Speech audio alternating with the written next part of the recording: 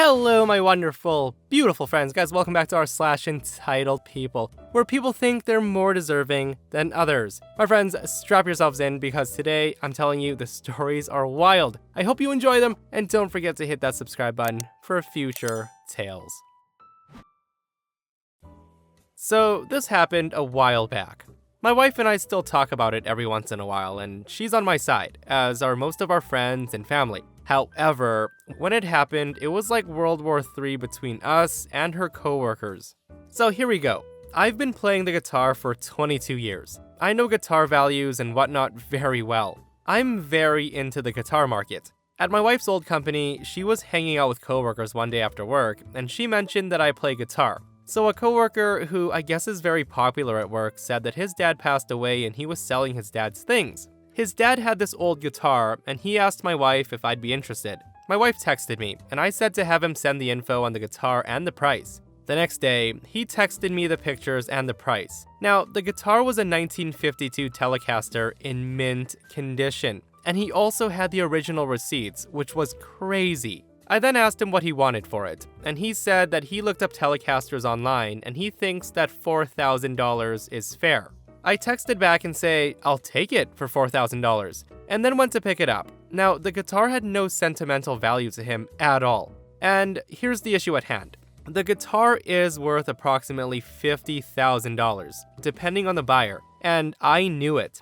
When I got the guitar, I told my wife the price and what it was worth, and she was floored. So fast forward 2 weeks. Her coworker tells my wife that he just found out what the guitar is actually worth from a family friend, and he was demanding that I give it back. My wife then said, well, he really likes the guitar, and he knew it was worth $50,000, which is why he was floored that you offered it to him for $4,000. Listen, he really likes it, and I doubt he'll sell it back, but you can ask. Now, I want to note that that was probably not the smartest thing for her to say, but she was caught off guard, and it's not her fault, or her problem. The guy then contacts me to ask me to buy it back. I told him it's not for sale.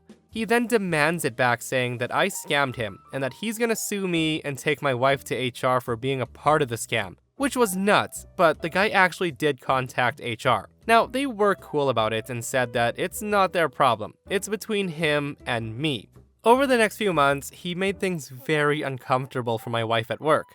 He would bug her constantly about it, saying that it's his guitar originally, and I owed it to him to give it back. She eventually had to go to HR for harassment, and they eventually let him go. He's contacted me several times about it, so I got a restraining order for harassment too. I've also blocked him and haven't heard from him in about a year. I would have maybe considered giving the guy a little bit more money or giving him one of my guitars to sell on his own, but I decided not to do that, after he left a terrible voicemail on my phone the day he found out the real value. Like, he demanded it back like he was entitled to an object that he sold fair and square. He then called me a piece of crap. He then called my wife a piece of crap and said he would do bad things if I didn't sell his guitar back. So am I the a-hole? Guys, I personally do not think OP did anything wrong. The guy let him know how much he wanted to sell the guitar for, and OP paid that price. Like, that's fair game. Also, OP does come back with an update saying that he did know the price and worth of the guitar, but he didn't plan on buying it to sell it to cash in on the $50,000. But, my friends, how many of you would have given the guitar back? And be honest. And do you think the guy who sold the guitar was entitled to getting it back? And do you think OP was scummy? Let me know what you think. Okay, so the next story comes from a subscriber. Guys, if you want to submit your stories, Steve-O's gonna post up a link to the email right here. My wife and I have finally been able to travel abroad the last few years, and the goal of this trip was 3 weeks in Scotland and Ireland. Since we're American, and at the time we had a president that not everyone was a fan of, I mentioned to my wife that we need to be extra careful about our actions in foreign countries, as we wanted to make sure we were not taken as, quote, dumb Yanks. We carried ourselves as de facto ambassadors for the US and treated everybody well, even to the point of being called proper Americans by the gruffest Scot you'd ever meet. Part of our journey took us to Edinburgh, where we stayed a block off the Royal Mile in a really nice hotel. Now, at this hotel, you can get ice for the room, but you had to go to the bar to get it filled, and since at the time there was a massive heat wave, we decided to get some to keep in our room for the water and evening whiskey. Anyway, I grabbed the bucket and go downstairs to the bar. While I'm waiting for the bartender to finish, I'm made well aware of a fellow American who had no volume control. She was sitting at a table with 2 other people going over how expensive everything was, how rude everyone was, and how they should be grateful that she was spending her American dollars here. I did notice the people at the bar as well as the bartender bristle when this lady spoke. Now, the lady even went as far as to call everybody Scotty, and tried to say that since she was American, she should be treated like royalty. At this time though, she realized she needed to get her ice, and she waddled to the bar, giving me the stink eye as she approached. The woman then smacks the bar. She then snaps her fingers at the bartender and she says, "Hey Scotty, where's my ice?" Now, the bartender did have to force a smile and he said, "Let me go get your bucket." Now at this point she scoffed and said, "You should have had it prepped by now. I expect excellent service for what I paid the tour company for this trip." The bartender said he'd get her bucket from the back, and she again scoffed, points at my bucket and said, "You can take his. I'm in a hurry." I then looked at her and said, no. To which she replied, "You need to give me your bucket, lad. I'm an American, and you are just some foreign scum." Now at that, I shook my head and said with a thick Scottish accent, "Get your own damn bucket." So by that time, the bartender returned with her bucket, and she literally tore it out of his hands and stomped off. She then said, "You're lucky I don't complain to the manager about the service here. 5-star hotel? You're a joke." I then looked at the bartender and said in my American voice, "What a bitch." I then asked for some ice and said I'll be right back. I tore through the bar and out the side entrance and cut the lady off as she waddled back to the elevator. The lady sees me approaching and she said, "What do you want?"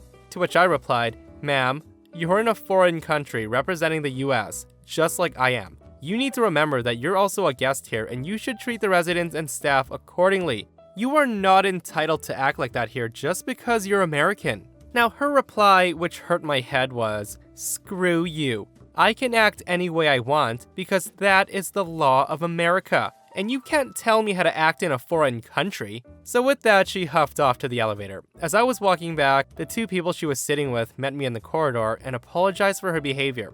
I replied that she needs to remember that she's giving all Americans a bad rap, and my wife and I had worked so hard to make sure that we were not classed as such.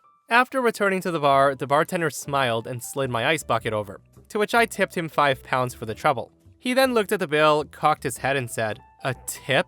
From an American? You must be part Scot, and that deserves a drink." He then offered me 2 beers for the price of one for me and one for my wife, and he shook my hand before I departed. We were there for 3 days, and I made it a point to ensure all staff that they knew we were good Americans and not all of us were bad. As for the Karen and her friends, we never saw them again. We went on to have a great trip in Scotland, and Ireland, not so much, but that story is for another day. That lady definitely had some crazy sense of entitlement, and I literally cannot believe she said, "I can act any way I want because that is the law of America."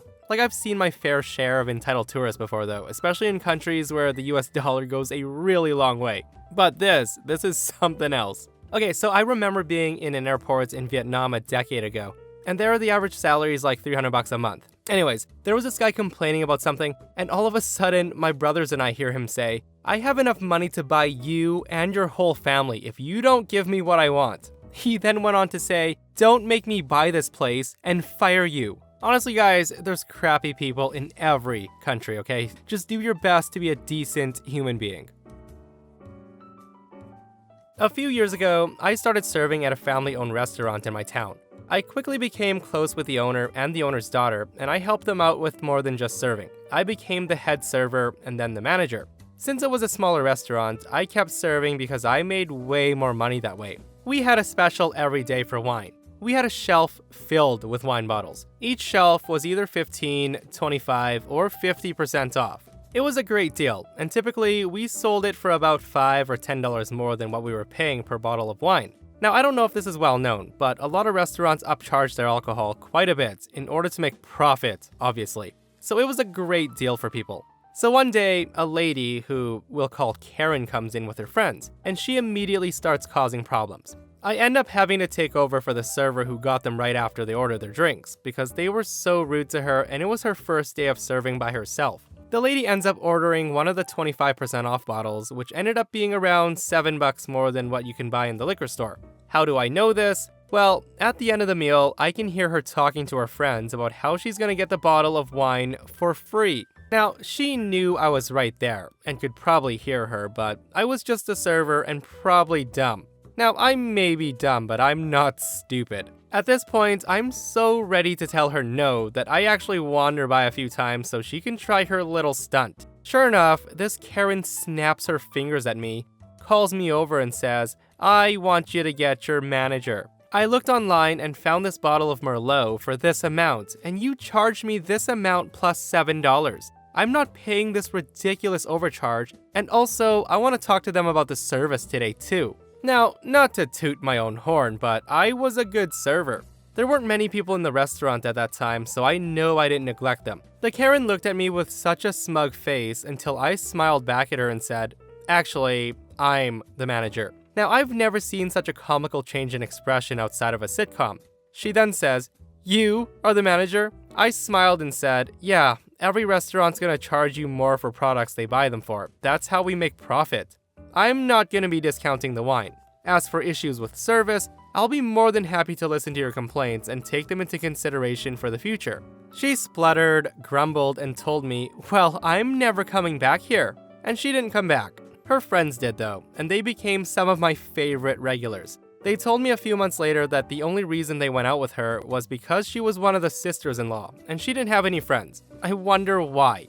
Guys, I love how angry customers often say, "Well, I'll never be coming back here." Like it's a threat or something. Honestly, it's good that she never comes back. Why would you want a customer who constantly comes back to try to score free bottles of wine and try to get discounts on things? I work for a law enforcement agency in a pretty wealthy area, and the people can be a bit entitled, but not all of them. I've worked several jobs since I finished high school, like dispatcher, records department, and finally moved into my current role, which is a hybrid of IT and equipment. I do all the testing and issue reports on non-tactical/ballistic items that we use. My biggest task is the vehicles themselves. Now, currently, we're testing out back seats for patrol cruisers. If you've never seen one, they're generally just plastic and very uncomfortable. They're not meant for comfort. But problems do arise due to how slippery they are. The primary goal is easy to clean up and nearly impossible for someone to try to conceal an item in the crease of the cushions, like how they would on a normal car. So a new vendor approached us with new material that goes in the back. It's a non-stick and has some cushioning underneath. So they install it on the vehicle, and I call up the officer who handles this stuff to test the vehicle out. So per the city's guidelines, we have to test it for a minimum of 12 hours, in addition to testing that the manufacturer has done. So I arranged with the officer to spend a part of 2 days driving around, alternating with me sitting in the back, handcuffed, and also him in the back, not handcuffed. I was simulating the role of a detained person in custody, while the officer is going to play the role of a witness who is being transported. Also, we would get in trouble legally if I handcuffed him for the simulation, so problem solved. The first day went by okay, but the complaint we both had is that it's a bit unrealistic to be sitting in the back of the car for more than 30 or 45 minutes, as that virtually never happens. Also, it's basically a yoga mat you're sitting on, but denser material, so not much padding. So on the second day, I bring in a pillow from home for my back. When we're just about finished with the second day, it was around lunch, so we decided to get lunch. The officer parks in front of the restaurant, lets me out, and uncuffs me. I said, "Thank you, Jeeves. Can you please get the door and we'll be off?" Now, unfortunately, an older woman, probably in her late 60s, heard this and thought that I was ordering a cop around and treating him like a servant. She then screams at the top of her lungs that criminals like me don't get to order cops around and that I obviously must be a criminal. At this point, the officer did try to explain that I work with him and it was a joke. But no, she's not buying that. Not even when I get my ID out to show her. She's convinced that I'm a criminal. The woman then takes out her phone, calls 911, and demands the chief come out to explain these shenanigans. Now I'm thinking, yeah, that's not happening. The watch commander comes out, explains it, and she scolds me and the officer for making jokes while in an official capacity. The woman is absolutely fuming that we're not getting arrested and terminated on the spot. So of course, she then smacks the commander and demands that he do his job. So yeah, someone got arrested. Now, I don't know about you guys, but I would never, ever, ever smack anyone and demand they do their job, especially not an officer. I will give Karens this though. I've read a lot of stories, and it never ceases to amaze me how little fear Karens have. Like, they're not scared of going to jail. If they want something, they don't care who you are. They're gonna try to get it. So a little backstory. We used to live in a different country, but we moved to Europe, and since then, we've gotten way too many freeloaders from our old life coming here for free accommodation. My home is currently a 5-bedroom house on a farm in the mountains. It's in a small town in the middle of Europe, so it's a super peaceful place, but we're still close enough to the capital city and the other hubs. We used to live in a big city in another country and still have a lot of family and friends there. We've been here for close to 20 years now, and in those few years, we've gotten a steady stream of people coming to stay with us on the pretext, "It's so good to see you again." Now, I'm not kidding. Between June and the end of August, we'd have one group leave and another arrive. Hospitality being what it is, we've never asked these people to pay for their stay, and they've never offered. The first year was bearable, but after 3 or 4 years of this, we're over it. These freeloading leeches had other family and friends within a few hours of us, and we heard from some of these people that these freeloaders planned their European itinerary according to where they could stay and eat for free, consistently abusing our culture of hospitality. About 3 or 4 years into being a free bed and breakfast, news got back to us about how cheap we are. We're a family of 5, so when you get another entire family that comes in, that's a whole lot of other mouths to feed. Often, we would cook up a large pot of meat and vegetable stew with homemade bread or a large roast. We'd also try to take our guests to a local attraction. So imagine when the news gets back to you that we crammed their whole family into one room, gave them crappy food, and took them to boring places. There were also complaints by some that they left our house hungry. And one family went as far as to have lost a valuable piece of digital gear and accused my kids of stealing it. They later found it in the car of another friend, but didn't even bother apologizing for the accusations. Now, not all of our out-of-town guests were bad though. These were the ones who have been invited to come back. The rest have never been invited back, and if they do call, we just ask if they can make a reservation at a hotel. I'm just so sick of kicking my kids out of their rooms to accommodate these entitled friends, and then have their crap all over my house. Then have the nerve to complain that I don't offer enough food, don't have the right drinks or snacks, and that it's boring here. Needless to say, since we're no longer available as a free destination, we're the ones being called cheapskates by these people, who come to Europe and not pay a single night's accommodation in a hotel because they look for suckers to take them in for free. We don't care though, as long as they don't come here. Guys, I can't believe OP let this go on for 3 or 4 years. And I also can't imagine complaining when someone provides a place to stay and food for free during a vacation. And I'm sure a lot of you can relate to that as well, because a lot of us aren't that level of entitled, right?